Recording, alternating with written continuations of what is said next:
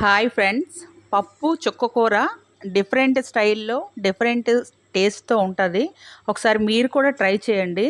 అంటే అందరూ కుక్కర్లో అన్నీ కలిపి పెట్టి పోపు పెడతారనమాట. ఇలా చేస్తే ఇంకా టేస్ట్ ఉంటుంది అనమాట. పప్పు చుక్కకూర అనమాట. ఫస్ట్ కుక్కర్ పెట్టుకోవాలి. దాంట్లో ఒక టేబుల్ స్పూన్ ఆయిల్ పోసుకొని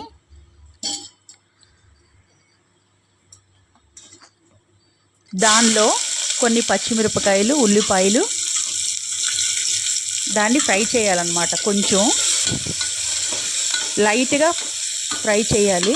అందులోనే కొంచెం ఫ్రై అయిన తర్వాత టమాటా వేసుకోవాలి. అది కూడా కొంచెం ఫ్రై అవ్వాలన్నమాట.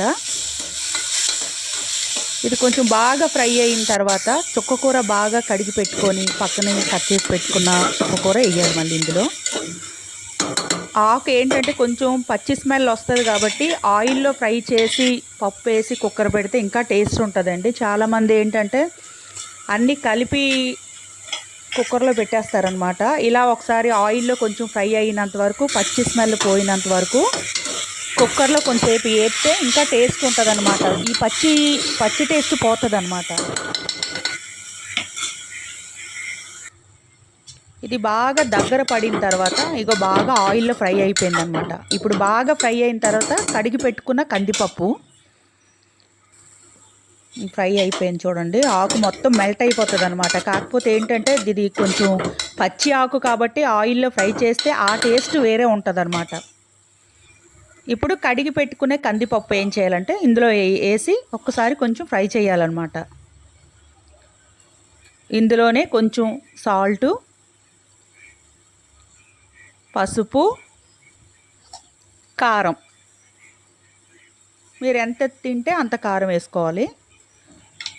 దీన్ని ఒకసారి ఫ్రై చేయాలి. టమాటా మగ్గిపోయింది, చుక్కకూర మగ్గిపోయింది, ఆనియన్స్ కూడా కొంచెం మెల్ట్ అయ్యాయి. ఇప్పుడు ఇలా దగ్గర పడిన తర్వాత కడిగి పెట్టుకునే కందిపప్పు వేసుకోవాలి. ఇలా కడిగి పెట్టుకునే కందిపప్పు వేసిన తర్వాత బాగా కలిపిన తర్వాత కుక్కర్ పెట్టుకొని తర్వాత పోపు పెట్టుకుంటే చాలా టేస్ట్ ఉంటుందండి. చాలామంది ఇలా చెయ్యరు అనమాట.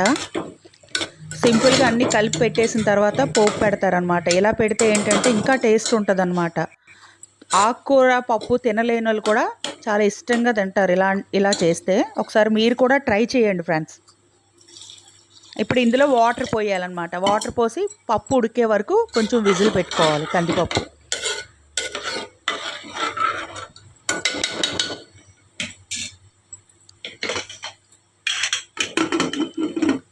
విజిల్ పెట్టిన తర్వాత ఉడికిన తర్వాత ఇలా వస్తుంది. ఇప్పుడు దీన్ని తాలింపు పెట్టాలన్నమాట.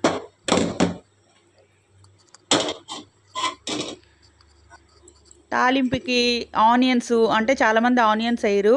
ఈ ఫ్రై చేసేటప్పుడు కూడా ఆనియన్స్ వేస్తే చాలా టేస్ట్ ఉంటుంది. ఆనియన్స్, పచ్చిమిర్చి, కరివేపాకు, ఎండి మిరపకాయలు, ఎల్లుల్లిపాయలు వేసి ఇప్పుడు ఫస్ట్ పోపుకి వేయాలన్నమాట.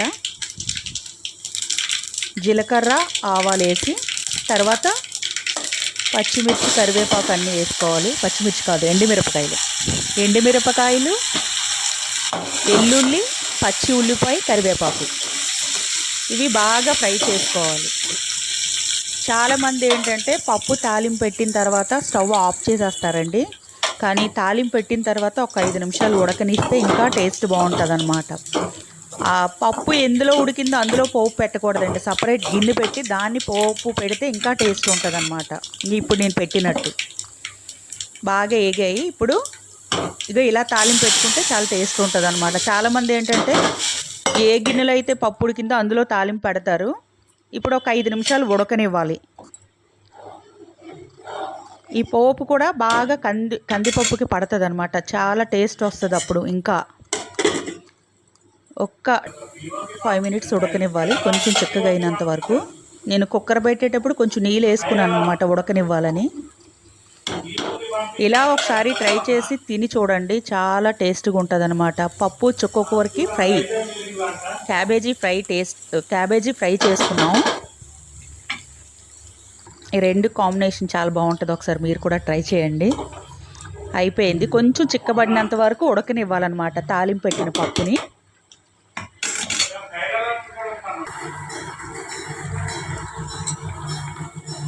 మరీ చిక్కగా చేయకూడదు, ఎందుకంటే చల్లారిన తర్వాత ముద్దగా అయిపోతుంది. కొంచెం పలుచుకున్నప్పుడు ఆఫ్ చేసుకుంటే కొంచెం చల్లారి